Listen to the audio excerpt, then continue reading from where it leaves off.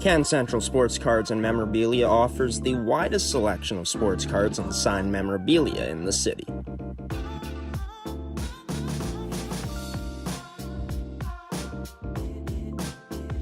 For dedicated casual and new collectors, Can Central Sports Cards and Memorabilia has everything a collector could ask for. Everything we sell is stored with care, and with help from our knowledgeable team, we'll help you find exactly what you're looking for.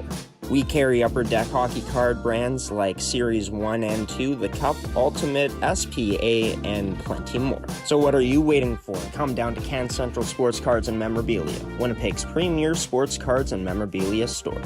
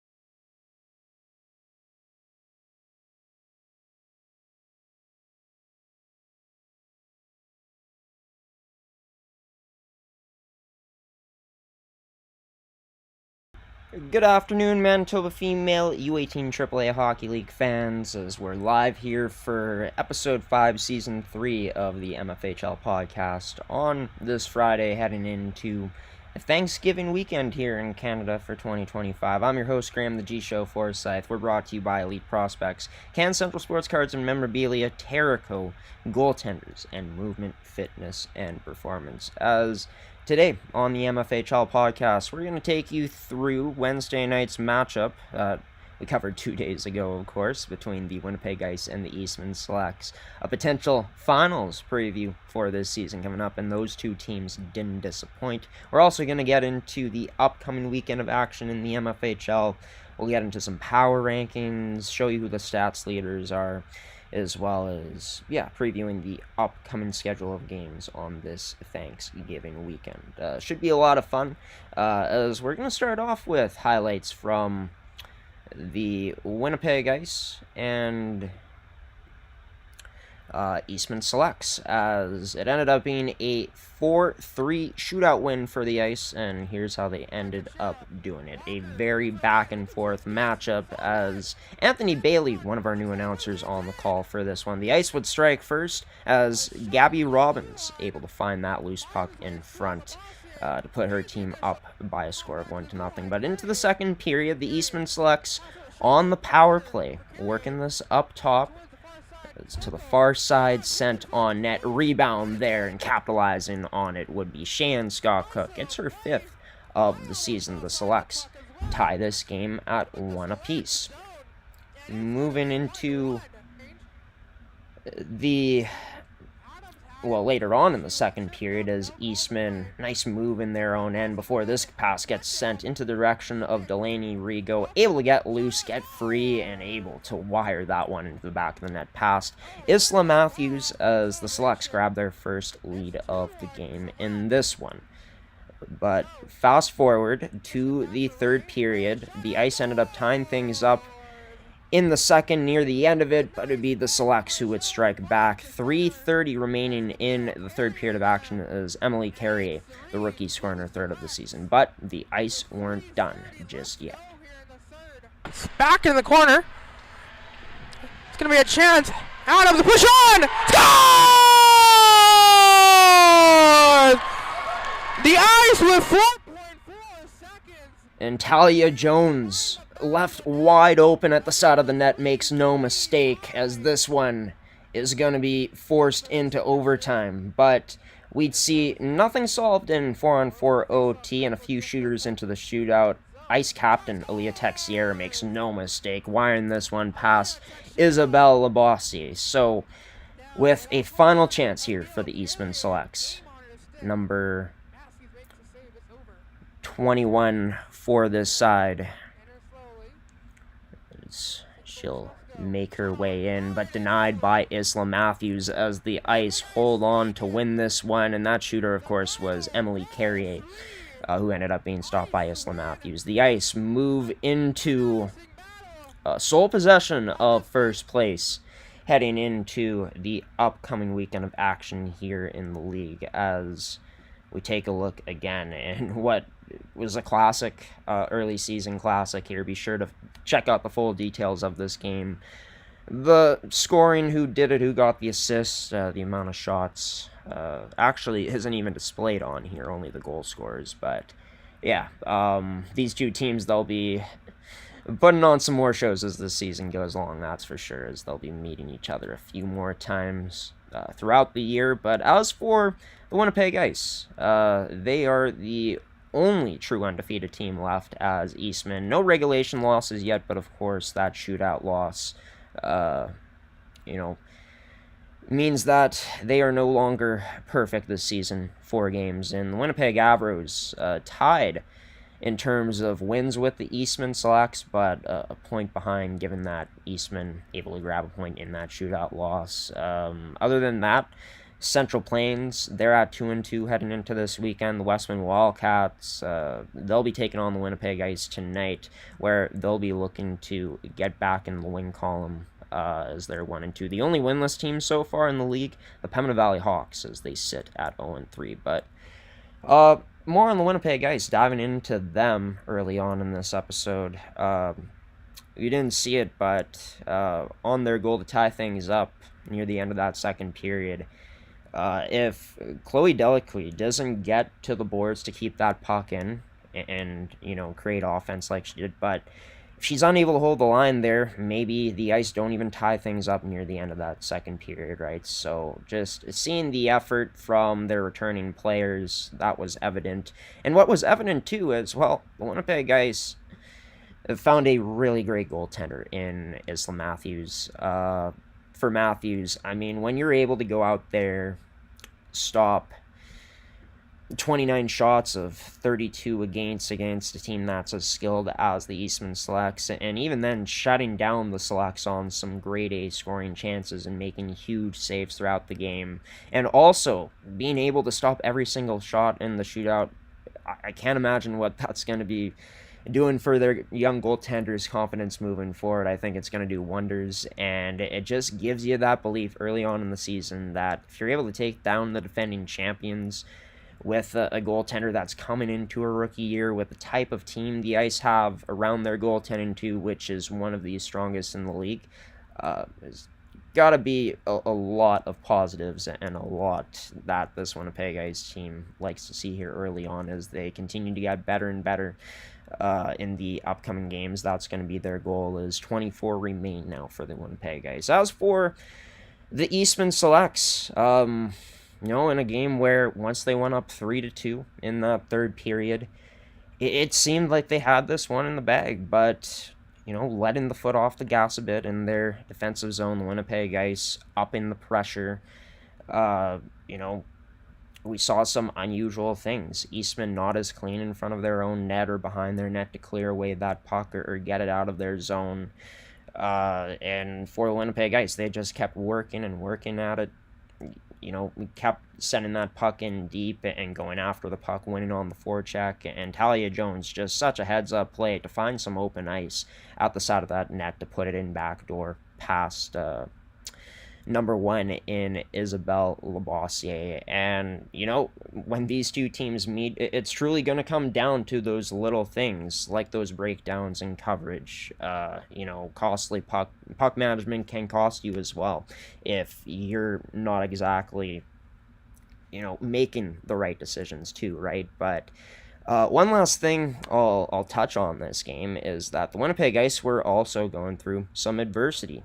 They had most of the penalties. Some of them were a bit questionable, but even though the Selects were able to get 2 power play goals for themselves, the Ice were also able to answer on the power play. It was just such a fun game to see, to watch, to witness. Back and forth chances, teams traded blows all game long, and yeah, it could very well be a preview of what's to come, maybe in the month of March in the finals. We'll just have to wait and see, though. As for both of these teams, they're going to be, well, we'll show you the power rankings. We'll dive into that more coming up soon here, but yeah, for the Winnipeg Ice, they'll be back in action tonight against the Westman Wildcats at home. We'll have that game broadcasted on our U-Screen service. We're also going to have Eastman and Central Plains broadcasted tomorrow in the early afternoon as Eastman looks to get back in the win column. Last time these two teams played as well, Central Plains and Eastman, it was a huge 6-goal victory for Eastman to power them through last Sunday against Central Plains. We'll see what Central Plains has for a response coming up at the Niverville CRRC tomorrow on MFHL game day. But as for Sunday, on Thanksgiving Sunday, there's going to be 3 games in total, starting at 12:15 with the Winnipeg Ice taking on the Central Plains Capitals, and we end off with the Avros in Stonewall to take on the Interlake Lightning. As Interlake also gets a late game on Saturday, 8 p.m. against the Westman Wildcats, as Westman's going to be in action 3 times this upcoming weekend. The team that isn't in action coming up this weekend, one of them is try to get to, I think it'll be, it's week 2 awards, just showcasing everything here early. Yes, the Yellowhead Chiefs, they're in Edmonton this Thanksgiving weekend. They got a doubleheader today. They faced off against that Lloyd team already. They'll be going up against Nax coming up at 8:30 tonight. And then they'll take on an opponent which was at the Central Plains Capital Showcase in the Weyburn Gold Wings on Saturday, October 11th, so tomorrow. Be sure to follow along on their Instagram at U18 AAA Yellowhead Chiefs for more information in terms of, you know, how those games go and how the Chiefs are going to fare in Edmonton for this year's Thanksgiving weekend, as they play some opponents from outside of the MFHL. But it kind of spoiled some things already in terms of what we're going to talk about, showcasing things on screen that we had our graphics kind of, you know, all randomized and scrambled there, but we're going to organize them coming up next. And coming up next, we're going to take you through our power rankings after the first few weeks of the season. We're also going to get into Team Manitoba's U18 Program of Excellence, as that final roster was named earlier in the week. And yeah, we'll also get into the stats leaders, show you the standings again, and other things on this edition of the MFHL podcast, brought to you by Movement Fitness and Performance Goaltenders, Terrico Elite Prospects, and Can Central Sports Cards and Memorabilia. A message from Can Central Sports Cards and Memorabilia coming up next, before we continue along here for Episode 5, Season 3 on this fun Friday on your gateway to U22 hockey here in the province. Can Central Sports Cards and Memorabilia offers the widest selection of sports cards and signed memorabilia in the city.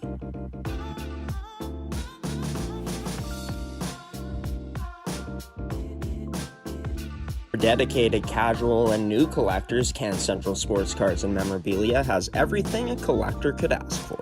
Everything we sell is stored with care, and with help from our knowledgeable team, we'll help you find exactly what you're looking for. We carry Upper Deck hockey card brands like Series 1 and 2, the Cup, Ultimate, SPA, and plenty more. So what are you waiting for? Come down to Can Central Sports Cards and Memorabilia, Winnipeg's premier sports cards and memorabilia store.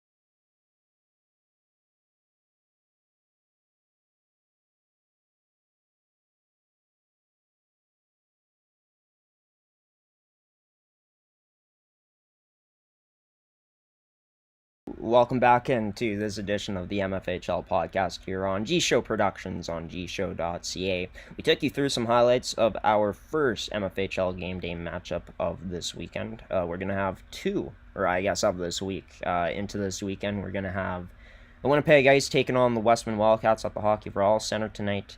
And then we'll be in Niverville tomorrow afternoon for the Eastman Selects taking on the Central Plains Capitals. Of course, a portion of your proceeds, the money that you spend on these games, end up going back into the MFHL. As we're looking to, well, increase, just the viewers as this season goes along. We're off to a good start, I'd say, and can't wait to build from there. Thank you to everyone that's been tuning in so far and supporting us on Uscreen. It's been a lot of fun. We've done a lot of hockey so far through the first few months here. But, as October rolls along here, we take a look at the standings heading into Thanksgiving weekend. The Ice, the only undefeated team left in the league so far. Eastman yet to drop a game in regulation. And we take a look at the power rankings brought to you by Movement, Fitness, and Performance. Let's talk about it. The Winnipeg Ice with that victory, it was between them and the Eastman Selects. In my opinion, these are two of the most complete teams in the MFHL on paper heading into the year. Or were the most complete teams on paper heading into the year, and they haven't disappointed so far. That matchup on Wednesday night going to a shootout could have gone either way, but the reason, of course, the Ice are here over the Selects is, of course, they got the head-to-head against them, and plus, I felt like, Eastman, their finishing ability in that game against Winnipeg was kind of neutralized by the Ice. The Ice, they played them, I think, the best out of any team throughout the regular season last year. They proved that. They probably played them tougher out of any team that they played to start off this year so far. And yeah, a team that's so loaded like the Winnipeg Ice, only undefeated team, only right that they end up getting first place in the power rankings. But this is a fluid list. It could change from week to week depending on how these teams are able to keep it up. The Winnipeg Avros, they end up in this third spot. They've been doing a lot of great things to start off this season, a few shutouts as well, but of course, that loss against the Winnipeg Ice hurting them in the power rankings here to start things off this season. But still a top three team, as they got 3 wins so far, and one of those teams that they beat were the Westman Wildcats. Westman, a team that I expect to get better as this season goes along, a team that has started off under 500, but they've been competing in games. They have some of the best top-end talent in the league, arguably the most talented player in the league, and Ivy Perkin as well leading the way. And fourth place right now, just simply because I just like the makeup of their roster a bit more compared to the teams behind them as well, right? I think for the Central Plains Capitals, they would be up over the Westman Wildcats if they were able to defeat them a few Sundays ago now, as Westman got the better of the Capitals. So that's why they are over the Caps, even though Central Plains does have the better record right now, as they're at 2-2. For the Chiefs, they're 1-1 at this point in time. I haven't exactly,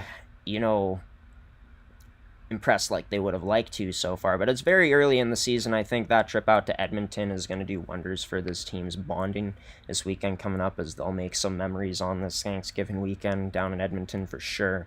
But yeah, the Chiefs got them over the Interlake Lightning just simply because the Yellowhead Chiefs ended up winning 2-0 against Interlake a few Sundays ago. And why Interlake's over the Hawks? Well, they got the head-to-head against them, and I feel like it's not right to have the Hawks higher than 8 right now, given that they're the only winless team to start off this season. But maybe some motivation for Pembina Valley. How can they get out of the basement of our power rankings? Well, that starts with starting to win hockey games, and this team definitely has the capability to do so. It's just about putting it together as the season goes along. Our power rankings, of course, brought to you by Movement, Fitness, and Performance, as you see their logo in the bottom left screen right there. But as for the points leaders, as we've whittled this down to top 5, as there's no players tied with Aaliyah Texera, Ivy Perkin, Blake Hawes, who all have 6 points. Delaney Rigo Eastman's leading goal scorer last year, leading the way in goals to start off this season with 7 most points in the league, right behind her teammates and Emily Carrier and Blake Hawes, which very impressive to see Hawes here really stepping up too. That whole decor with Vaderigo missing the first 4 regular season games of the season with an injury. Blake, along with Reese Beavis and the rest of that decor holding things down. Aaliyah Texiera, shootout hero. She's tied with Ivy Perkin for 6 points. Ivy looking to work her way up the leaderboards coming up tonight and throughout this 3-game weekend for the Westman Wildcats. As for the goaltenders, we got a rookie at the top there in Anya Cohen-Howen. Her 2 wins, both shutouts. Unbelievable so far for her start.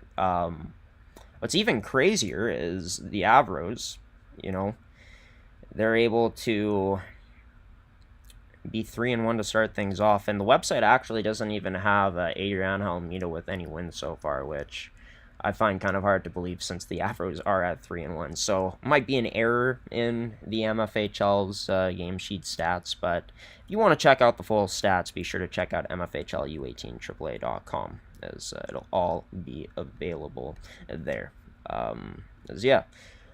You just saw it, the women's U18 national team. That's going to be competing in Newfoundland and Labrador coming up starting in early November.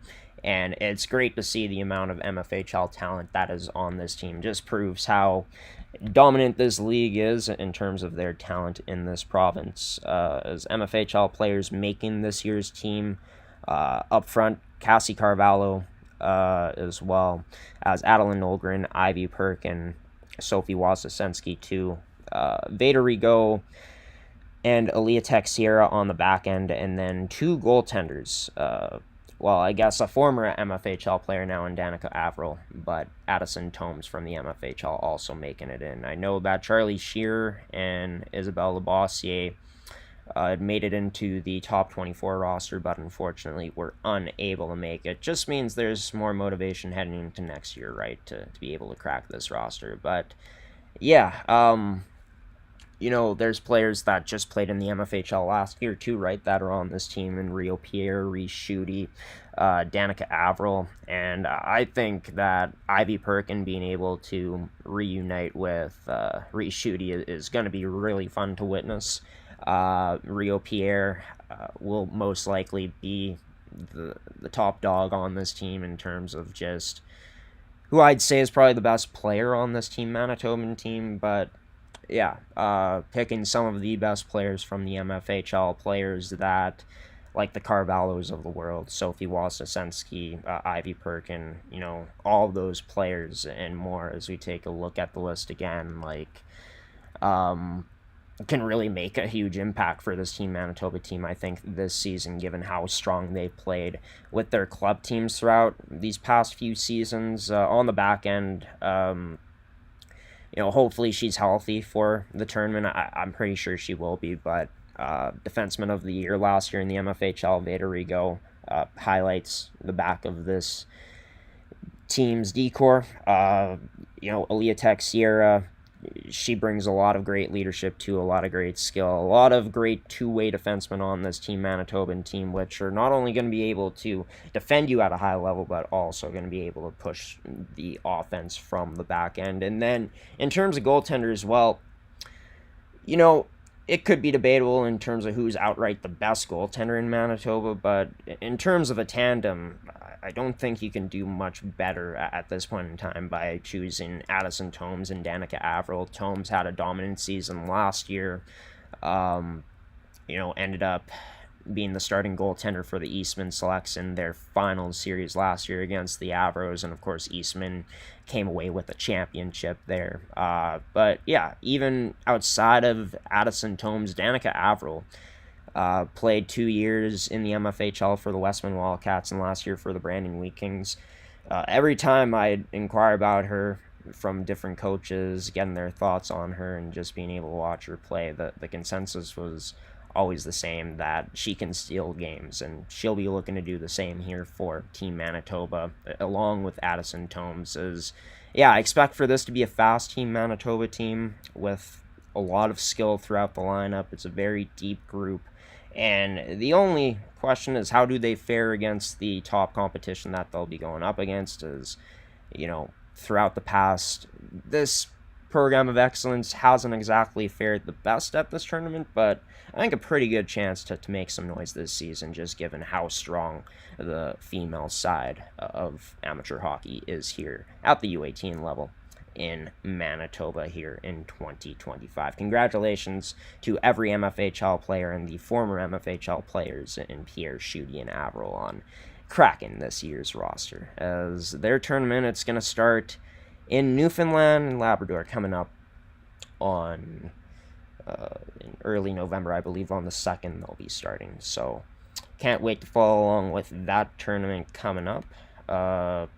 Also, really excited to follow along who the weekly award winners are here in the MFHL as the week. 2 award winners dropped a few days ago on the MFHL's Instagram. Be sure to check them out today. We got their handle shown up top. But Aaliyah Texiera takes home Defensive Player of the Week. Really strong two-way game and just all-around steady defense from number 2.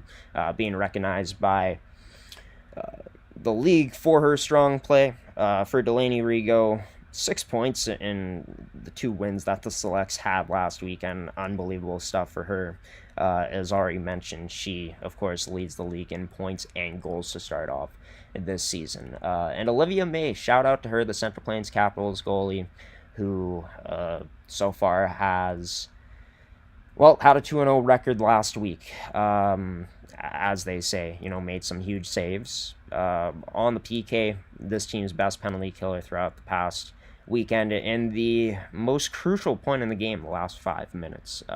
Those get dropped weekly, by the way, on the MFHL's Instagram and wherever else they are on social media. Be sure to follow along here on the podcast all season long, as we'll have updates for you regarding the weekly award winners. We'll be showing them every chance we get this upcoming season. As the Yellowhead Chiefs, as mentioned, they're the only team that, one of the few teams that won't be in action this upcoming weekend in MFHL play, as they've already gotten game 1 in the books against Lloyd this morning. They're going to be going up against Nax tonight at 8:30 p.m. I'm not sure if that's Central or Mountain Time, since Alberta's a hour behind Manitoba here, since we are Central Time, of course. But wishing Yellowhead the best of luck coming up this weekend.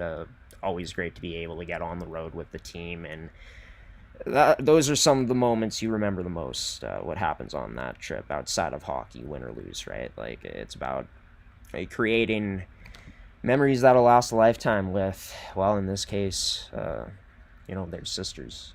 Usually referring to players, since I played, I referred to them as my brothers, but since this is a female league, I'm sure they refer to them as their sisters, of course, right? But in terms of the upcoming weekend of action, a doubleheader tonight, and then 2 triple headers, one on Saturday, one on Sunday. We're going to have the Winnipeg Ice taking on the Westman Wildcats tonight at the Hockey for All Center. Anthony Bailey will be on the call for that one. And then I'll be on the call tomorrow for the Eastman Selects taking on the Central Plains Capitals. And this, a huge game for Central Plains. They've started off with 2 wins. They're at 500. This is a top 4 team right now in the standings. And in terms of this program, since COVID-19, since getting out of that pandemic, I'd probably make the argument that they've suffered and struggled the most. And, of course, last year, Brandon coming in, that didn't allow them to bring in the most talent that they could have experienced. But this is a more experienced team this year, a lot more to like on their roster on paper compared to last year. But you've proven you can hang with some of the best teams in the league.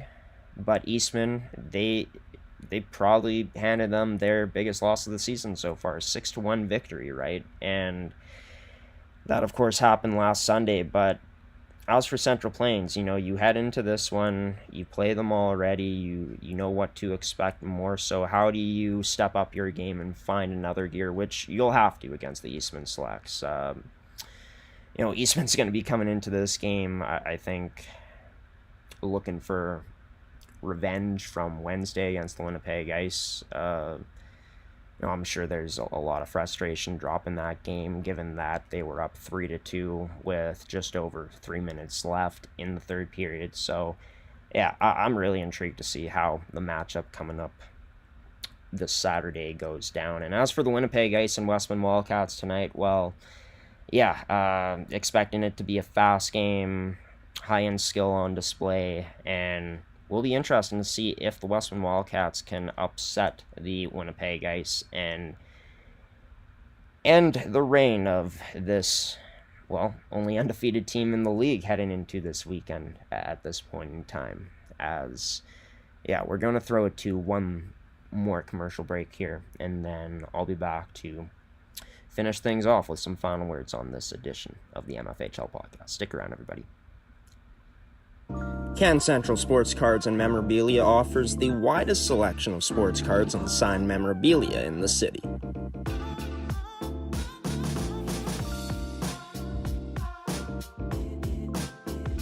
For dedicated casual and new collectors, Can Central Sports Cards and Memorabilia has everything a collector could ask for. Everything we sell is stored with care, and with help from our knowledgeable team, we'll help you find exactly what you're looking for. We carry Upper Deck hockey card brands like Series 1 and 2, the Cup, Ultimate, SPA, and plenty more. So what are you waiting for? Come down to Can Central Sports Cards and Memorabilia, Winnipeg's premier sports cards and memorabilia store.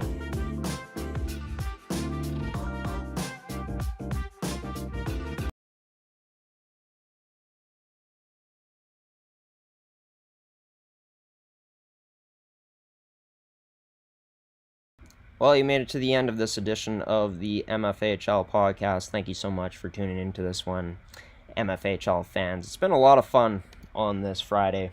We got another podcast coming up, the Winnipeg High School Hockey League podcast, Scholastics, at 4 p.m. today. I want to thank everyone for tuning in, as well as our sponsors and Elite Prospects, Can Central Sports Cards and Memorabilia, Terrico, Goaltenders, and Movement Fitness and Performance for sponsoring another edition of this show. We'll be back again on, I'm thinking we're going to move this podcast to Tuesdays moving forward. Just kind of makes more sense moving the MMJHL podcast to Thursdays instead of Tuesday, and moving this back to Tuesdays. It's been, I guess, a bit of a struggle to get these out consistently on Thursdays too. So Tuesday, I just feel like, for time frames and stuff, probably works a bit better for us. Not sure if we'll have any guests heading into next week's episode, but we're hoping to add some in as, the weeks come up, right?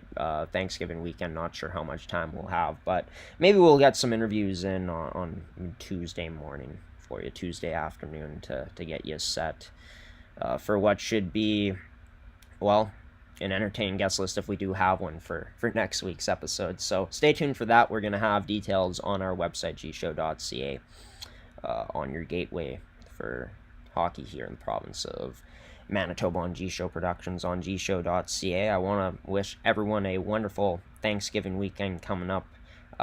Shout out to the Yellowhead Chiefs, wishing them the best this weekend in Edmonton. Can't wait to see them back in action soon here, as I believe we'll have a Yellowhead Chiefs game day in Shoal Lake.